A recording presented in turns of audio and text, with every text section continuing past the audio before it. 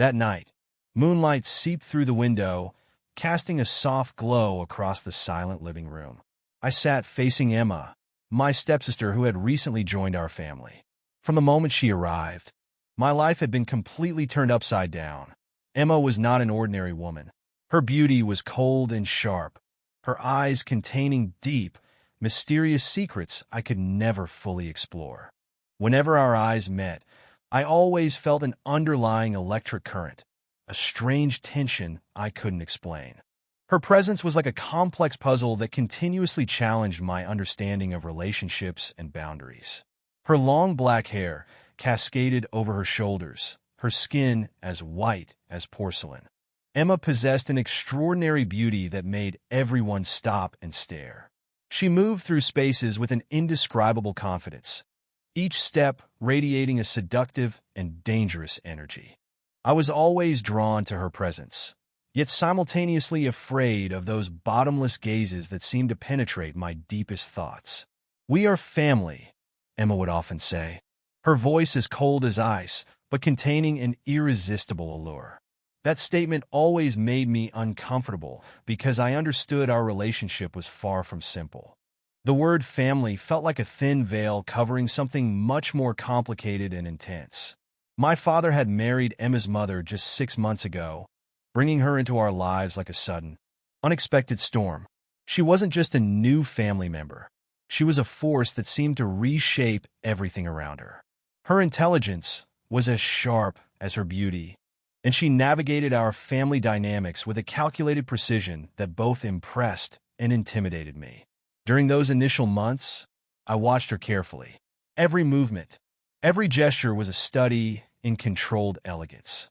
She spoke multiple languages, had traveled extensively, and carried herself with a sophistication that seemed beyond her years. Where did she come from? What was her true story? These questions constantly swirled in my mind. My mother's reaction to Emma was complex. There was a mixture of welcome and wariness in her eyes. Sometimes I caught her watching Emma with a strange, almost fearful expression, as if she sensed something beneath the surface that others couldn't perceive. Their relationship was polite, but never truly warm. The house itself seemed to change with Emma's arrival. Spaces that were once familiar now felt different, charged with an unexplained energy. Her belongings, her scent, her subtle influences transformed our home into something both familiar and foreign. At night, I would lie awake, thinking about her. The way she would sit in the living room, the curve of her neck when she read a book, the subtle perfume that lingered after she passed. These details consumed my thoughts, creating a tension within me that I couldn't easily define or understand. Our conversations were always layered with unspoken meanings. She would ask seemingly innocent questions that felt like carefully designed probes into my psyche. Her intelligence was not just academic, it was emotional and intuitive, making me feel simultaneously challenged and intrigued. I realized I was being drawn to Emma in a way that transcended typical sibling relationships. It wasn't pure attraction, nor was it simple familial affection. It was a complex emotional landscape that defied easy categorization, a mixture of curiosity, tension, and an inexplicable connection. As weeks passed, I began to understand that Emma was not just a new member of our family. She was a catalyst, someone who would fundamentally alter the dynamics of our lives. Her arrival was not a coincidence, but seemed almost like a meticulously planned intervention. And then everything began to change on one particular night. A night that would challenge everything I thought I knew about family, relationships, and myself. The night was unusually quiet, with a heavy silence that seemed to press against the walls of our house. Emma sat by the window, her silhouette outlined by the pale moonlight, creating an almost ethereal image that captivated and unsettled me simultaneously. "Do you know the real reason I'm here?" she asked suddenly, her voice cutting through the darkness like a sharp blade. I felt a chill run down my spine, an inexplicable mixture of fear and anticipation building within me. Her story began to unfold slowly, like a carefully constructed narrative designed to reveal just enough while keeping the most critical details hidden. Emma spoke about her past, fragments of memories that seemed both real and fabricated. She talked about her mother, about distant travels, about connections that seemed to stretch far beyond our small family circle. I learned that her background was far more complex than we had initially believed. Her mother had connections in international business, with networks that spread across continents. Whispers of diplomatic intrigue, financial manipulations, and hidden agendas began to paint a picture far more intricate than a simple family merger. "Nothing is ever as it seems," Emma would often say, her eyes holding a wisdom that seemed decades beyond her actual age. Each revelation felt like a carefully placed chess piece, moving with calculated precision towards an unknown endgame. My father, typically a man of strict routine and predictable behavior, seemed increasingly drawn into Emma's world. Their conversations, which I would occasionally overhear, were filled with complex discussions about international markets, geopolitical strategies, and connections that seemed to exist in shadowy realms beyond normal perception. My mother's unease grew with each passing week. I noticed her watching Emma with a mixture of suspicion and something else. Was it fear? Respect? A deep-seated understanding of something I was yet to comprehend? Her silence spoke volumes, creating an atmosphere thick with unspoken tensions. Emma's influence extended beyond our home. I began noticing subtle changes in our social circles. Friends of the family who would visit seemed slightly different around her, more guarded, more careful in their conversations. It was as if she possessed an invisible power to reshape interactions, to make people reveal more than they intended. Her academic credentials were impeccable. Multiple degrees from prestigious international universities, research publications in complex fields, consulting work for think tanks. Emma was not just a stepsister, but a woman of significant intellectual and potentially strategic importance. One evening, while going through some of her documents accidentally left open, I discovered fragments of information that made my head spin. Encrypted communications, references to international projects, names of influential people from various sectors. Who exactly was Emma? "Curiosity can be dangerous," she said one night, catching me mid-investigation. Her smile was both a warning and an invitation, a complex gesture that suggested she knew far more than she was willing to reveal. The boundaries between family, strategy, and something more personal began to blur. Emma was not just entering our lives. She was systematically restructuring them, like an architect redesigning an old building from its very foundations. My relationship with her existed in a constant state of tension. Every interaction was a delicate dance, intellectual sparring masked as familial conversation, hidden meanings lurking beneath seemingly casual exchanges. As winter approached, bringing its cold, sharp nights, I realized that Emma's arrival was no accident. She was here with a purpose, a mission that extended far beyond the simple narrative of a blended family. The real story was just beginning to unfold, and I was both terrified and inexplicably excited to be at the center of this unfolding mystery. The turning point came unexpectedly on a cold December evening. A sealed envelope arrived, addressed specifically to me, bearing no return address. Emma watched me with an intensity that made my hands tremble as I opened it. Inside a series of documents, photographs, and encrypted messages revealed a narrative so complex it seemed almost impossible to comprehend. My family's history was not what we believed. The connections stretched back generations, involving international intelligence networks, financial conspiracies, and a web of relationships that defied simple explanation. "Your grandfather was not just a businessman," Emma said, her voice calm and measured. "He was a key operative in a network that connected multiple global intelligence agencies."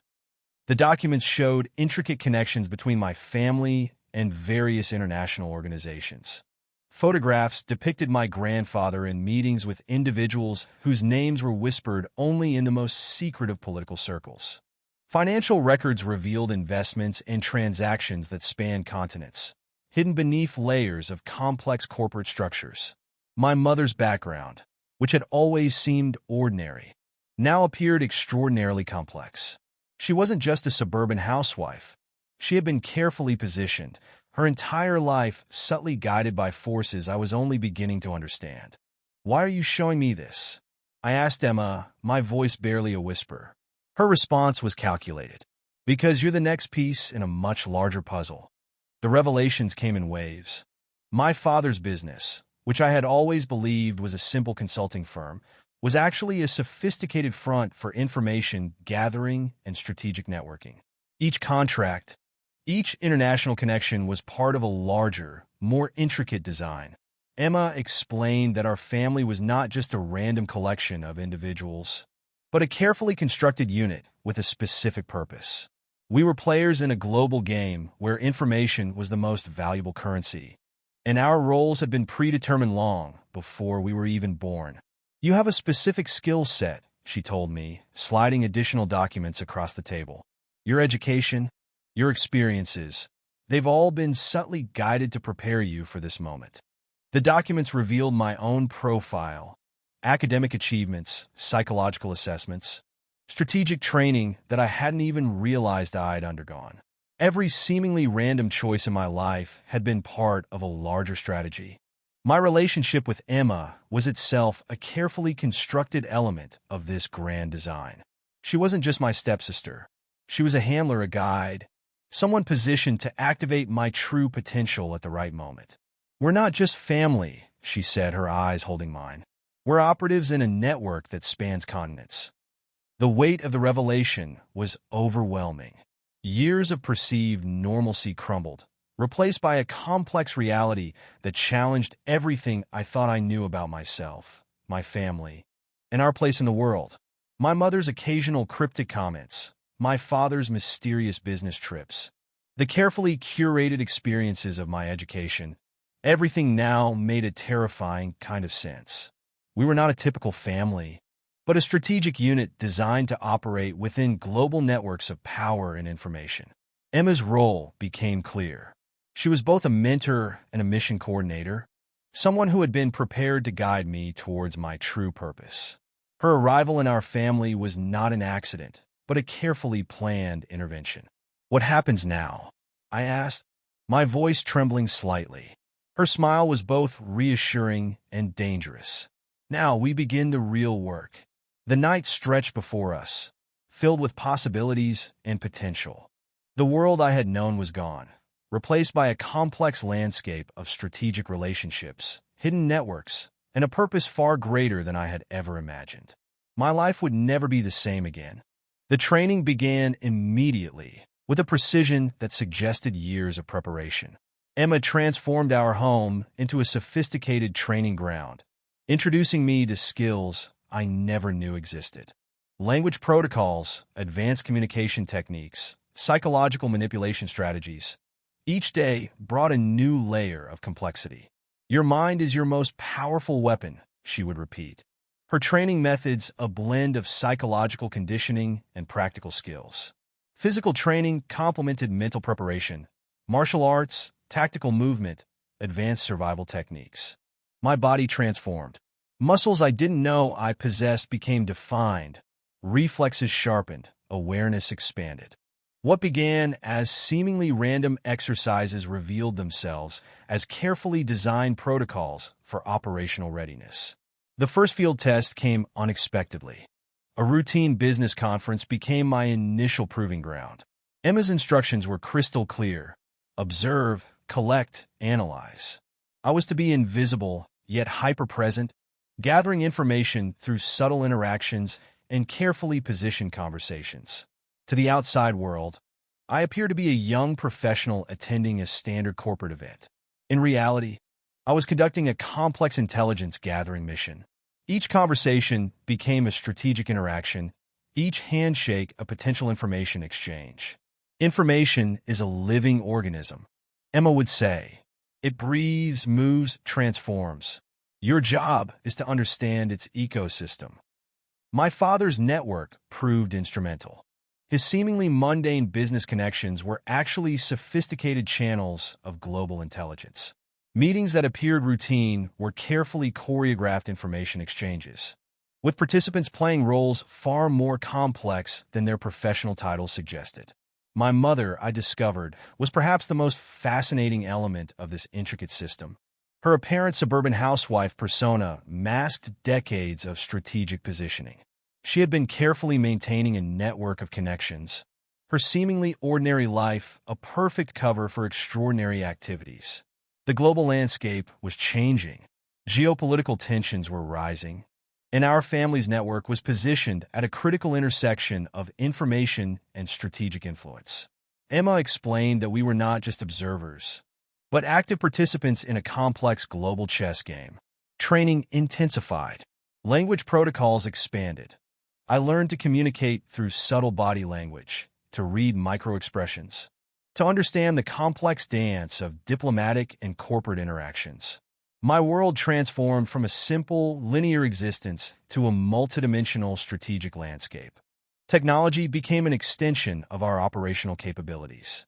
Encrypted communication channels, advanced digital security protocols, sophisticated tracking systems.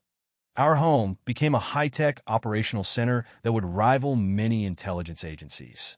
You are not just learning skills, Emma would explain during our intense training sessions. You are becoming a living, breathing strategic asset. The psychological preparation was perhaps the most challenging. Learning to compartmentalize emotions, to view interactions as strategic opportunities, to maintain absolute emotional control. These were skills that fundamentally transformed my understanding of human interaction. My previous life felt like a distant memory.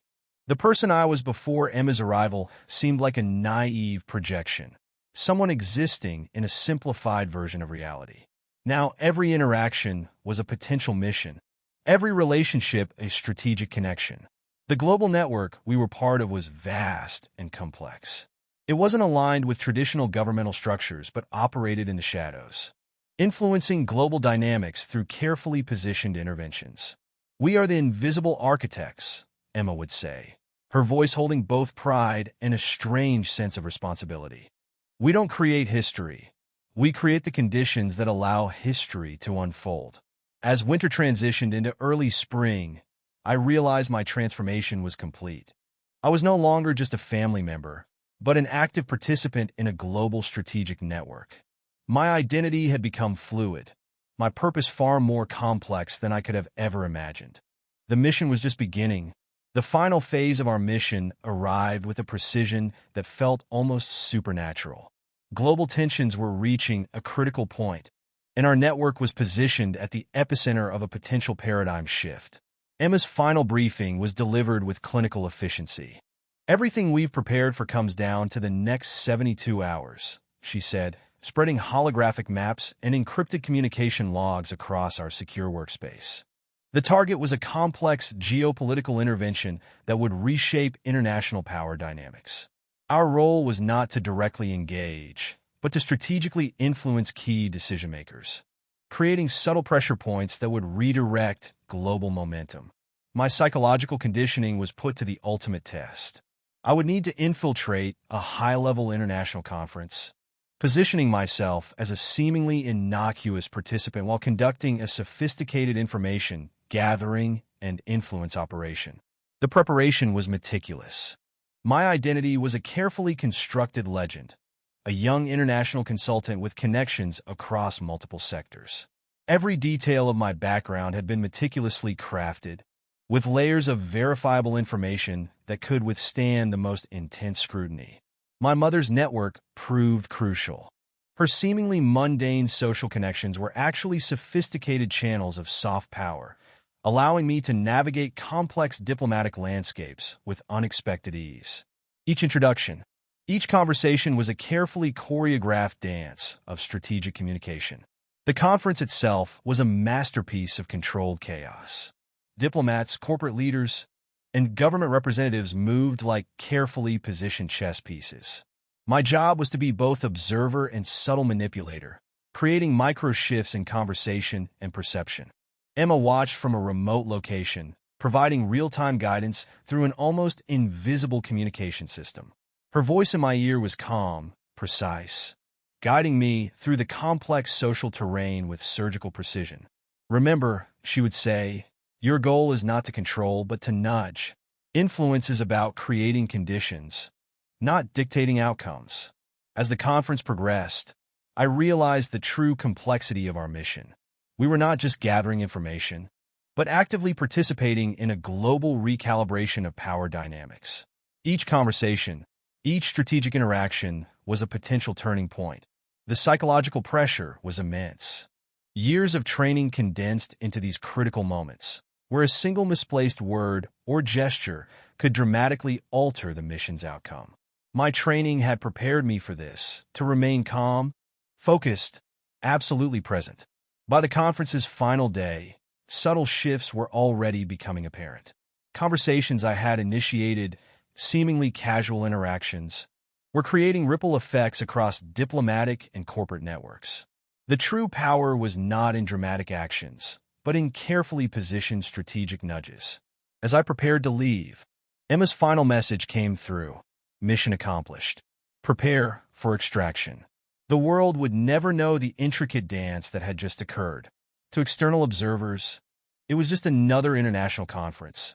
But we knew the truth, that global dynamics had been subtly but fundamentally altered.